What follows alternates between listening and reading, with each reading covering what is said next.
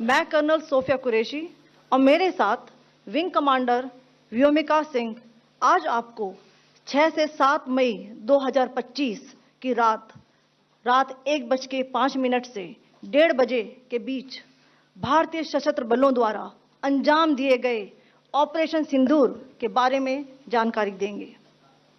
Operation सिंदूर 22 अप्रैल को पहलगाम में हुए विभत्स आतंकवादी हमले के शिकार मासूम नागरिकों व उनके परिवारों को न्याय देने के लिए लॉन्च किया गया था।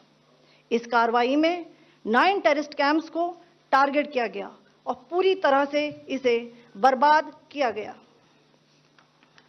पाकिस्तान में पिछले 3 दशकों से टेरर इंफ्रास्ट्रक्चर का निर्माण हो रहा है। इसमें recruitment, indoctrination centres, training areas व लॉन्च पैड शामिल थे, जो पाकिस्तान और पाक अधिकृत जम्मू कश्मीर POJK दोनों में फैले हैं। Operation Sindoor was launched by Indian Armed Forces to deliver justice to the victims of Pahalgam terror attack and their families. 9 terrorist camps were targeted and successfully destroyed. Over the last 3 decades, Pakistan has systematically built terror infrastructure. It is a complex web of recruitment and indoctrination centers, training areas for initial and refresher courses, and launch pads for handlers.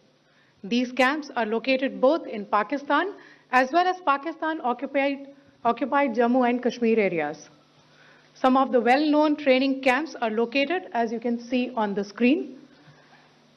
They are distributed from Savai Nala in the north, counting to approximately 21, ending at Bhagalpur to the south.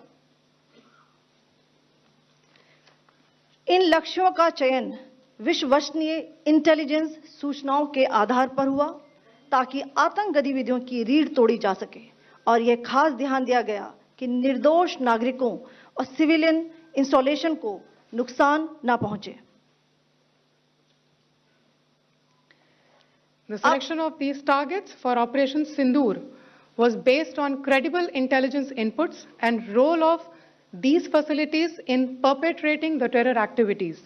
The locations were so selected to avoid damage to civilian infrastructures and loss of any civilian lives. This was done with due diligence, and the camps selected for targeting and their engagement will now be shown to you one by one. POJK के target मैं आपको बताना चाहूंगी। सबसे पहले सवाई नाला camp Muzaffarabad, जो कि POJK के लाइन ऑफ कंट्रोल से 30 किलोमीटर दूर है। यह एक लश्कर तौयबा का ट्रेनिंग सेंटर था। 20 अक्टूबर 2024 सोनमर्ग, 24 अक्टूबर 24 गुलमर्ग, 22 अप्रैल 2025 पहलगाम, इन हमलों के आतंकियों ने यहीं से प्रशिक्षण लिया था। सैयदना बिलाल कैंप मुजफ्फराबाद, यह एक जैश ए मोहम्मद का स्टेजिंग एरिया है। यह हथियार, विस्फोटक और जंगल सर्वाइवल ट्रेनिंग का केंद्र भी था। गुलपुर कैंप कोटली,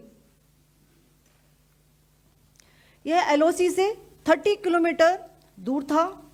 लश्कर तौयबा का बेस था, जो रजौरी पुंछ में सक्रिय था। 20 अप्रैल 2023 को पुंछ में और 9 जून 2024 को तीर्थ यात्रियों के बस हमले में यहीं से आतंकी को ट्रेन किया गया था।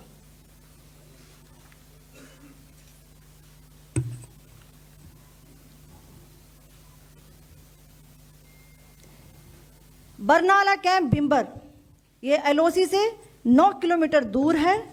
यहाँ पर हथियार, हैंडलिंग, IED व जंगल सर्वाइवल का प्रशिक्षण केंद्र था। अब्बास कैंप कोटली,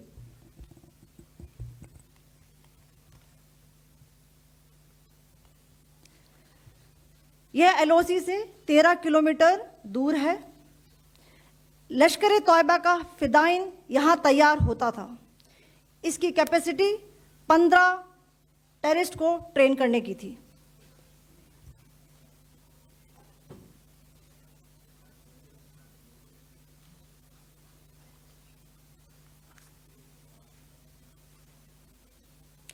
अब मैं पाकिस्तान के अंदर के टारगेट से अवगत कराना चाहूंगी।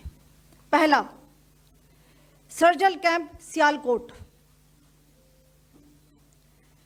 यह अंतर्राष्ट्रीय सीमा से 6 किलोमीटर की दूरी पर है, सांबा कठुआ के सामने।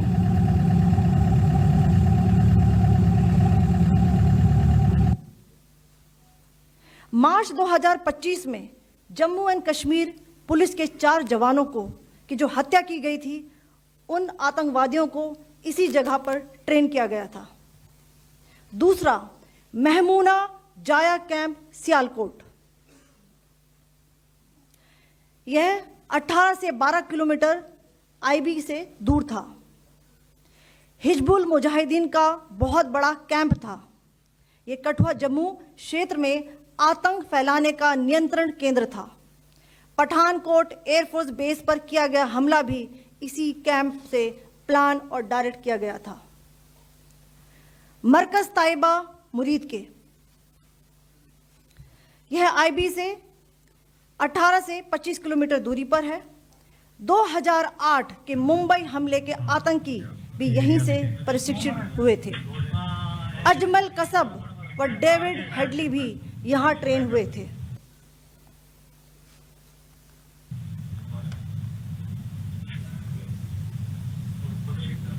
आगे दूसरा आया।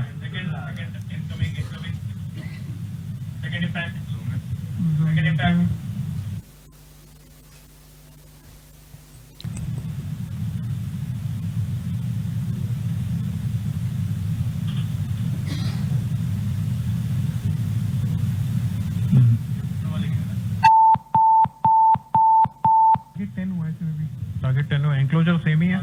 7 it is hit the target. हाँ हाँ।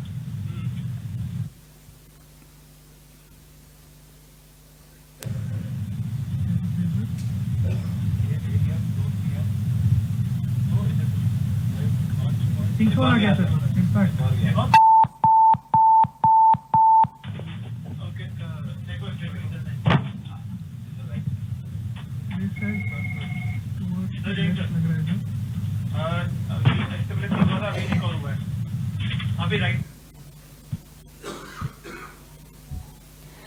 मरकज सुभान अल्लाह भावलपुर, यह इंटरनेशनल बाउंड्री से 100 किलोमीटर दूर है। जैश ए मोहम्मद का मुख्यालय था। यहाँ पर रिक्रूटमेंट, ट्रेनिंग व इंडॉक्ट्रिनेशन का केंद्र भी था। शीर्ष आतंकी अक्सर यहाँ आते थे। मैं आप सबको बताना चाहती हूँ कि किसी भी सैन्य ठिकाने का निशाना नहीं बनाया गया और अभी तक किसी तरह की नागरिक क्षति की रिपोर्ट नहीं है। धन्यवाद। जय Hind. The strike on the terror camps were undertaken through precision capability, as shown to you. A niche technology weapons with careful selection of warheads was ensured so that there will be no collateral damage. The point of impact in each of the target was a specific building or a group of buildings. All the targets were neutralized with clinical efficiency, and the results reiterate the professionalism of the Indian Armed Forces in the planning and execution of their operations. No military establishments were targeted. India has demonstrated considerable restraint in its response. However, it must be said that the Indian Armed Forces are fully prepared to respond to Pakistani misadventures, if any, that will escalate this situation. বিভিন্ন বিষয়ে video পেতে channel হিন্দুস্তানের YouTube channel subscribe করুন www.youtube.com/channelhindustan